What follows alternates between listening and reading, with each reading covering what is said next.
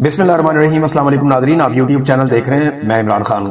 Nadreen, Imran Khan साहब के जो वकील हैं सलमान सफदर साहब, बैरिस्टर सलमान सफदर, मैं इन्हें अच्छी तरह जानता हूँ। ये बड़े काबिल वकील हैं। इन्होंने सैकड़ों मुकदमात इमरान खान साहब के लड़े और अब इन्होंने एक बहुत बड़ा दावा किया है। दावा उनका ये है कि इमरान खान साहब की अब रिहाई हो जाएगी कानून के मुताबिक, यानी अगर कानून के मुताबिक चले तो इमरान खान साहब की रिहाई बिल्कुल मैच्योर हो चुकी है। जनवरी से दोनों मियाँ बीवी ने, इमरान खान साहब ने और बुशरा बीबी ने, अपनी जमानत हासिल करने के लिए दरखास्त दी हुई है और 8-9 माह के बाद अलकादर की हेयरिंग होने जा रही है कल के दिन इस्लामाबाद हाई कोर्ट में, और दोनों की जमानत जो है वो कंफर्म है। यानी अगर कोई रुकावट अदालत की जानिब से ना डाली गई तो दोनों को जमानत मिल जाएगी और उनकी रिहाई मैच्योर हो जाएगी। यानी असूलन और कानूनी तरीके से इमरान खान साहब को कल रात तक जेल से बाहर आ जाना चाहिए। ये तो बात है वो जो सलमान सफदर साहब कह रहे हैं, या बाकी कानून को जानने वाले लोग या कानूनदान या वकला वो यही बात करते हैं कि इसी तरह जमानत हो जाती है। फिर दूसरा, एक खातून की जमानत को 10 माह तक रोके रखना, ये भी एक नेक्स्ट लेवल की नाइंसाफी है जिसकी कोई और मिसाल नहीं है, जो बुशरा बीबी के साथ किया गया।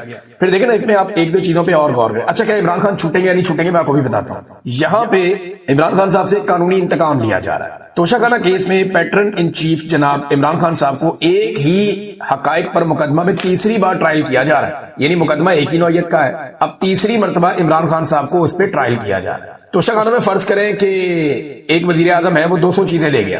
वैसे इतनी चीजें तो नहीं ले जाते, लेकिन 200-300 चीजें भी ले जाते हैं। शरीफ खानदान जितना सामान तोशाखाना से ले गया, अगर हर चीज पे एक एक मुकदमा बनाया जाए तो अगले 200 साल उनके ऊपर मुकदमा जो है वो चलते रहेंगे। ये जो काकड़ साहब आए थे निगरान वजीर आजम, ये जो सामान ले गए, अगर इसी तरह एक एक करके मुकदमा बनाया जाए तो ये भी इनकी बाकी जिंदगी और इनकी नस्लें यही मुकदमे लड़ते रहेंगे। इमरान खान साहब पे एक ही मुकदमे को 3 दफा चलाया गया। यानी पहली मरतबा एक जज हमायूं दिलावर साहब ने 3 साल की सजा सुनाई इसी मुकदमे में, फिर जरा इसको ट्विस्ट करके दोबारा लाया गया और फिर जज जो है बशीर साहब, उन्होंने 14 साल की सजा सुना दी इसी मुकदमे में, और अब तीसरी मरतबा एक और जज के साथ यही मुकदमा लाके फिर अडियाला जेल में ट्रायल किया जा रहा है। तो इमरान खान पाकिस्तान की वाहिद शख्सियत है, दुनिया का आप समझ लें, जिसको एक ही मामले में तीसरी मरतबा ट्रायल किया जा रहा है। एक ही नौयत का, एक ही चीज का एक ही मुकदमा है और तीसरी मरतबा वो ट्रायल हो रहे हैं। इमरान खान साहब के वकील ने एक और बड़ी अजीब बात बताई। उन्होंने कहा 2 टोटल गवाह हैं जो इमरान खान साहब के खिलाफ आते हैं, जो काबिल जिक्र है, बाकी तो सारे झूठे ही साबित हो गए। एक इनामुल्लाह शाह, ये इमरान खान साहब के साथ ही होता था, एक सुहेब अब्बासी।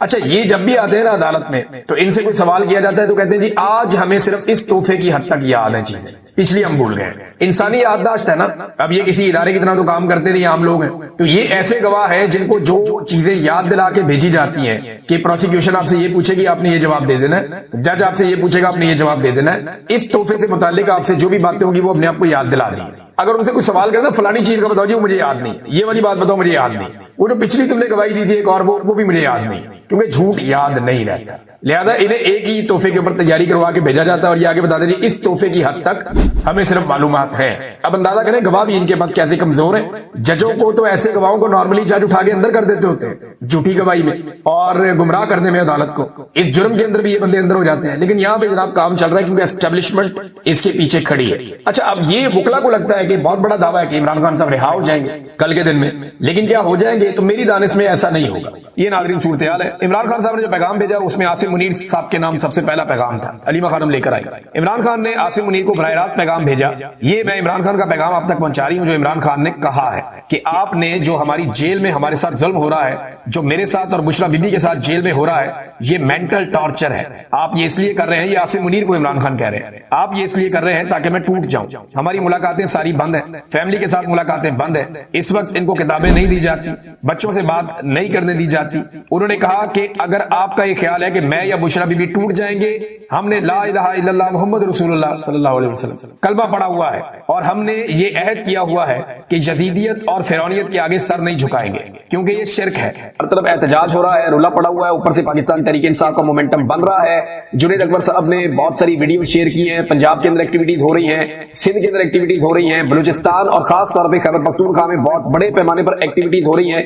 एक तरफ एहतजाज का मोमेंटम बन रहा है तो दूसरी तरफ जो ऑपरेशन का मोमेंटम है वो भी बनाया जा रहा है। मुराद सईद ने कहा कि परसों ही मैंने कहा था कि کمٹمنٹس پورے کرنے کے لیے مافیا نے آپریشن کا ارادہ کر لیا ہے اور آج آپ باجوڑ کے مناظر دیکھ رہے ہیں. اب آپ کو چند دن بعد ٹی وی پر دکھایا جائے گا کہ دہشت گردوں کے ٹھکانوں پر حملے, اتنی تعداد میں خوارج, جہنم واصل وغیرہ وغیرہ.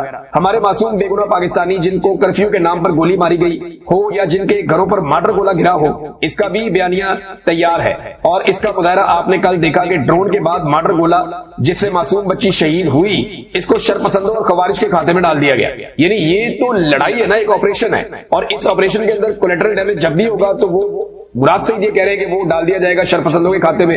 مقامی پولیس کو, مقامی انتظامیہ کو اور مقامی افراد کو یہ کمانڈ دی جائے کہ وہ امن و امان کے لیے کام کریں.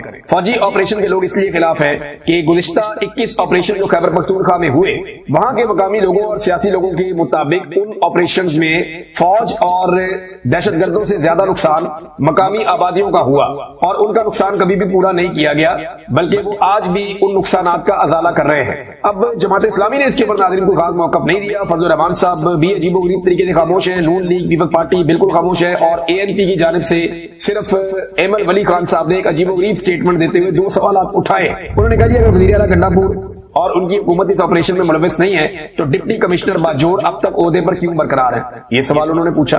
حالانکہ گنڈا پور صاحب نے اب یہ اختیارات ہی ختم کر دیے کہ وہ نہ کرفیو لگا سکتا ہے نہ دفعہ 144 کا نفاذ کر سکتا ہے. دوسرا انہوں نے کہا کیا صوبائی وزیر قانون, وزارت قانون یا ایڈوکیٹ جنرل نے سپریم کورٹ سے رجوع کیا کہ خیبر پختونخوا میں بغیر اجازت کے آپریشن شروع ہے؟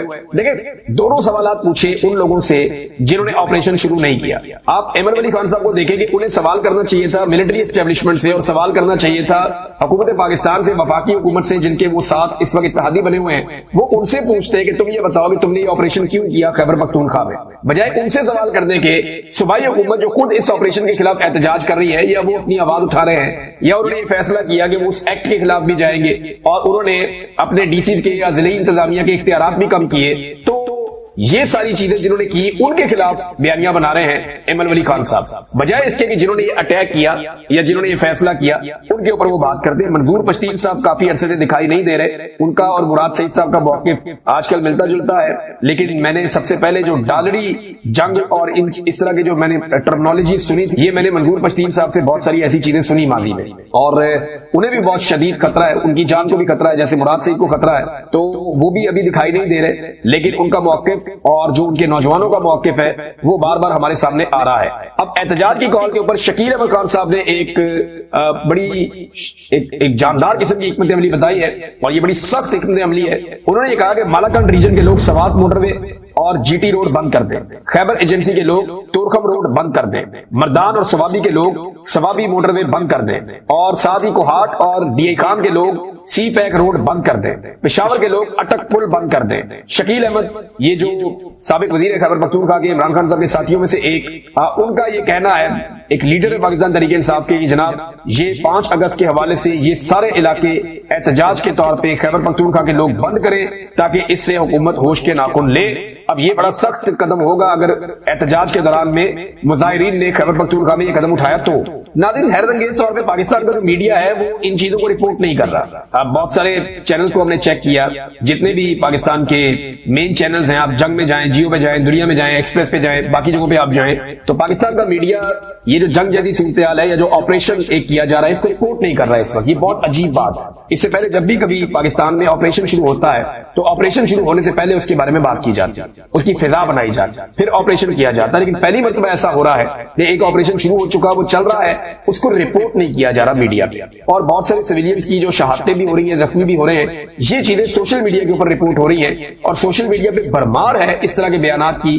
زیادہ تر جو خیبر پختونخوا کے لوگ ہیں ان کی جانب سے, بلکہ خیبر پختونخوا کی اکثریت نہیں, تقریباً سارا خیبر پختونخوا یہ چاہتا ہے کہ خیبر پختونخوا میں امن آئے, لیکن ساتھ ہی ساتھ وہ آپریشن سے خائف ہیں کہ آپریشن نہیں ہونا چاہیے. اور ساتھ ہی ساتھ ایک دھرنے کا بھی اعلان کیا گیا نجیب اللہ خان محمود کی جانب سے. انہوں نے آج صبح 10 بجے تحصیل محمود کے تمام نوجوان, بوڑھے, بچے اور خواتین کالے جھنڈوں کے ساتھ عمری چوک پہنچے, سالار زئی اتمن خیل، ارنگ برنگ اور چارمن اور نواگئی کے نوجوان سیول کالونی خار کے سامنے مین روڈ پر پہنچے۔ ہمارا صبر ختم ہو چکا ہے، مزید جنازے نہیں اٹھا سکتے، معدنیات پر قبضے کی آڑ میں اپنے خون بہانے نہیں دیں گے، تب تک بیٹھیں گے جب تک امن نہیں دیا جاتا۔ اللہ تعالی ہمارا مددگار ہو، آمین۔ یہ نجیب اللہ خان محمود جو ہیں انہوں نے یہ سٹیٹمنٹ دیا ہے اور یہاں پہ بھی ایک احتجاج کی تیاری کی جا رہی ہے۔ ناظرین، عمران خان صاحب کے صاحبزادے قاسم نے ایک انٹرویو دیا اور یہ انٹرویو انہوں نے دیا امریکن ٹی وی چینل کو۔ وہ تو چلے گئے واپس برطانیہ، لیکن امریکن ٹی وی کے اوپر وہ انٹرویو نشر ہوا عمران خان صاحب کے بیٹے کی جانب سے۔ یہ پہلا انٹرویو ہے انٹرنیشنل میڈیا کو باقاعدہ۔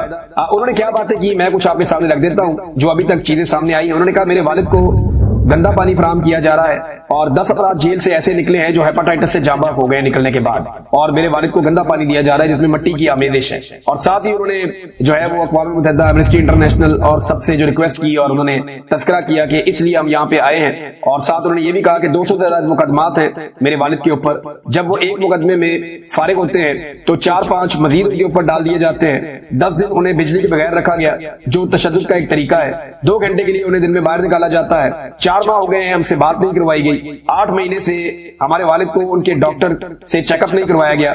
نہ میں سیاستدان ہوں اور نہ ہی میرا کوئی سیاست کرنے کا ارادہ ہے، میں صرف اپنے والد کو جیل سے نکال کر انہیں ایک بار دیکھنا چاہتا ہوں۔ 2.5 سال قبل میری آخری ملاقات ہوئی تھی اپنے والد سے، اور یہ اس وقت ہوئی جب انہیں 3 گولیاں ماری گئی تھی۔ اس کے بعد انہیں جیل میں ڈال دیا گیا، اور میں میڈیا کے حوالے سے کوئی ٹرینڈ نہیں ہوں، یعنی میڈیا پہ کیسے بات کرنی ہے میں نہیں جانتا کہ یہاں کیا کہنا اور کیا نہیں کہنا، اور زیادہ اس کے بارے میں مجھے نالج نہیں ہے، مگر صرف اتنا جانتا ہوں یا چاہتا ہوں کہ میرا یہ پیغام سب تک پہنچے کہ میرے والد کے ساتھ کیا ہو رہا ہے۔ ہم یہاں ملاقاتوں سے جو ہماری ہوئی ہے امریکہ میں ان سے پر امید ہیں۔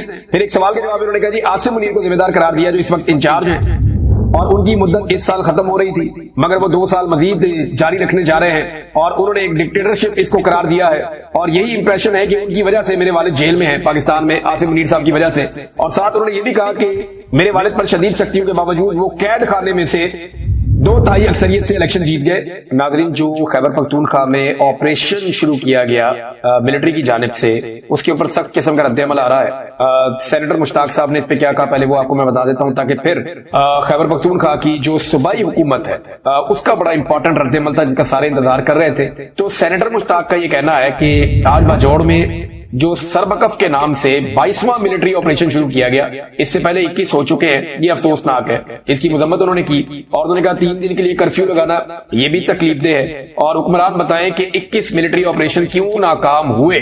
میں نے پچھلے ویلاگ میں کہا تھا نا کہ جو ماضی کے ملٹری آپریشن ہیں ان کے بارے میں ابھی تک کسی قسم کی کوئی تحقیق سامنے نہیں آئی، ہمیں پتہ نہیں چلا کہ وہ کامیاب ہوئے یا ناکام ہوئے، ان کے بارے میں کوئی باتیں نہیں بتائی گئی۔ تو یہ نئے آپریشن جب کر لیتے ہیں پچھلے آپریشنز کے بارے میں کوئی احتساب کیے بغیر، تو پاکستان تو اس طرح آگے ہی نہیں بڑھے گا۔ اب وہاں پہ لوگوں کا بڑا سخت رد عمل ہے خیبر پختونخوا میں، وہ آپریشن کے نام سے چڑھتے ہیں، اور اس میں کیا چیزیں ہونے جا رہی ہیں یہ میں آپ کو بتاتا ہوں، لیکن پہلے آپ یہ دیکھیں کہ میڈیا کو جو سیکیورٹی ذرائع ہیں انہوں نے جو خبر جاری کی تھی وہ کیا تھی۔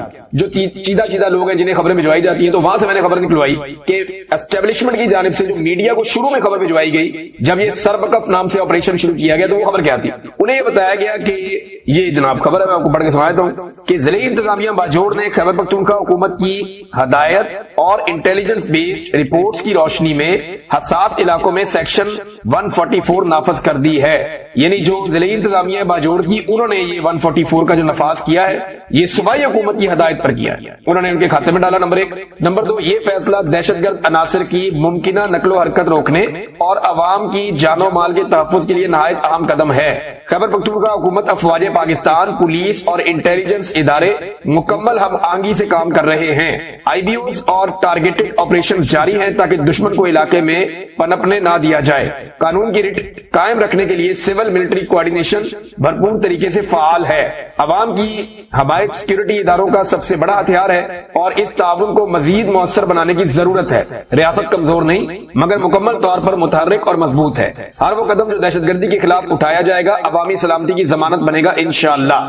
یہ بھیجا گیا جناب اسٹیبلشمنٹ کی جانب سے میڈیا کو، اور اس میں یعنی کلیم یہ کیا گیا کہ خیبر پختونخوا کی حکومت کر رہی ہے جو کر رہی ہے، اور وہ اس کے اندر شامل ہیں، اور جناب ان کی اس کے اندر پوری طرح سے مدد ہے۔ اور یہی بات رانا ثناء اللہ صاحب نے میڈیا پہ کلیم کیا تھا کہ گنڈا پور صاحب جب تعاون چاہیے ہوگا ہماری مدد کریں گے اور کبھی ہمارے خلاف نہیں جائیں گے۔ صرف رولا شولا ڈالیں گے، یہ رانا ثناء اللہ نے کلیم کیا تھا ایک دن پہلے، پھر اگلے دن آپریشن ہو جاتا ہے۔ اب باجوڑ آپریشن کے جو مناظر آ رہے ہیں وہ بڑے خوفناک ہیں، اور ان میں کچھ چیزیں جو ہیں وہ بہت تکلیف دہ ہیں۔ چھوٹے بچوں کی کچھ ڈیڈ باڈیز ہیں، کچھ زخمی ہیں، ایک بزرگ ہیں ان کی ڈیڈ باڈی ہے، اور بہت سارے دھماکے ہو رہے ہیں، بہت ساری جگہوں پہ جو ہے وہ فائرنگ ہو رہی ہے۔ تو اس قسم کے مناظر جو ہیں وہ باجوڑ سے آئے۔ اس پہ شاندانہ گلزار صاحبہ کا ایک ٹویٹ ہے، انہوں نے کہا بے گناہ پشتونوں کی نسل کشی کے پہلے نتائج باجوڑ کے بچوں کا خون۔ شہباز شریف کہتا ہے یہ آپریشن خوارج کر رہے ہیں۔ سیریسلی خوارج آپریشن کرتے ہیں فوج کی وردی میں؟ اللہ ان کی اولادیں اور خاندان اسی طرح ختم کر دے۔ یہ بات کی شاندانہ گلزار خان صاحبہ نے۔ اس میں ایک بڑا سخت رد عمل جو ہے وہ عمر ایوب صاحب کا بھی آیا۔ ابھی میں آپ کو بتانے لگا جو بہت امپورٹنٹ چیز ہے جو علی امین گنڈا پور صاحب نے کی ہے، اور یہ سب سے امپورٹنٹ فیکٹر اگر آج کے دن میں ہے تو وہ یہی ہے، یعنی ایک تو ڈی سی جتنے بھی ہیں یا جتنی بھی انتظامیہ ہے، ضلعی حکومتیں ہیں، ان کو یہ پیغام دے دیا گیا ہے ضلعی انتظامیہ کو، تمام ضلعوں کی، کہ ہوم ڈپارٹمنٹ کی اجازت کے بغیر کسی بھی حالت میں کرفیو نہیں لگایا جائے گا۔ یعنی کرفیو کا جو آرڈر ہے وہ ڈی سی جاری کرتے ہیں نا، ڈپٹی کمشنر، اور یہ صوبائی حکومت کے انڈر میں آتے ہیں، تو وہاں پہ کرفیو لگا دیے گئے آپریشن کے لیے۔ تو ایک تو علی امین گنڈا پور صاحب نے کہا کہ جب تک ہم نہیں کہیں گے یا ہمارا محکمہ یا ہماری طرف سے اجازت نہیں آئے گی، ہوم ڈپارٹمنٹ یہ آرڈر نہیں دے گا، تب تک کوئی ڈی سی سوال ہی پیدا نہیں ہوتا کہ وہ کرفیو لگائے۔ ایک تو یہ روک دیا گیا۔ اس کے علاوہ یہ بھی فیصلہ کر لیا گیا کہ کوئی بھی شخص یا ڈی سی وہ دفعہ 144 کا نفاذ بھی نہیں کرے گا، اور اس کے تحت کرفیو لگانے کا اختیار بھی اس سے واپس لے لیا جائے گا۔ دیگر کچھ اور چیزیں بھی کی گئی ہیں، وہ بھی بہت امپورٹنٹ ہیں۔ علی امین گنڈا پور صاحب نے بتایا کہ دہشت گردی کے خلاف آپریشن میں شہریوں کے جانی نقصانات کے منفی اثرات مرتب ہو رہے ہیں۔ انہوں نے کہا جی ہمیں action in aid of civil power کے معاملے پر بھی، آپ کو یاد ہے میں نے آپ کو ایک دن پہلے یہ بتایا تھا کہ ایک قانون ہے جو آصف علی زرداری صاحب نے لاگو کر کے فاٹا میں اور پاٹا میں فوج کو خصوصی طاقت کے اختیارات دے دیے تھے، اور وہی طاقت کے اختیارات فاٹا جب مرج ہوا خیبر پختونخوا میں تو شاہ فرمان کے آرڈر سے پورے کے پورے خیبر پختونخوا میں فوج کو مل گئے تھے، اور انہی اختیارات کے اوپر فوج جو ہے وہ آپریشن کرتی ہے۔ اب یہ اختیارات جو ہیں یہ یا تو واپس لیے جا سکتے ہیں کہ ایڈوکیٹ جنرل اپنا سٹے اٹھا لے، جو عدالت کا فیصلہ ہے وہ اس کے خلاف اس کو چلنے دے، یا یہ اختیارات ختم کر سکتی ہے گنڈا پور صاحب کی حکومت کہ اس کے اوپر بحث کر دیں اور اسمبلی کے اندر ان کو ختم کر دیں اختیارات کو، تو فوج کے بعد وہ اضافی اختیارات نہیں ہوں گے جن کی موجودگی میں وہ یہاں پہ آپریشن کرتے ہیں۔ اب یہ معاملہ وہاں پہ صوبائی حکومت نے اٹھا لیا، ہم نے ایک دن پہلے اس کے اوپر بات کی تھی۔ انہوں نے کہا ہمیں action in aid of civil power کے معاملے پر بھی تحفظات ہیں۔ 1 اگست سے اسمبلی کا اجلاس بلایا گیا ہے جس میں اس معاملے پر بحث کی جائے گی کہ اسے فائدہ ہو رہا ہے یا نقصان ہو رہا ہے۔ واضح پیغام ہے کہ ہم عوام کے ساتھ کھڑے ہیں اور عوام کے لیے ہر حد تک جائیں گے۔ یہ ہمارا صوبہ، ہماری مٹی ہے، ہماری مشاورت کے بغیر ہم پر غلط فیصلے مسلط نہ کیے جائیں۔ تمام ڈپٹی کمشنر کو میری ہدایت ہے کہ محکمہ داخلہ کی پیشگی اجازت کے بغیر کبھی بھی کرفیو یا دفعہ 144 نافذ نہیں ہوگا اور کوئی نہیں کرے گا۔ علی امین گنڈا پور صاحب نے دیگر عوامی نمائندوں کو ساتھ بٹھایا، غالباً ساتھ ان کے جو ہے وہ اسپیکر بیٹھے ہوئے ہیں، دوسری طرف بھی عوامی نمائندے بیٹھے ہوئے ہیں، تو انہوں نے یہ فیصلہ کیا کہ ڈی سی کو یہ اختیار ہی نہیں ہے کہ وہ اپنی مرضی سے یہ عمل درآمد کر لے۔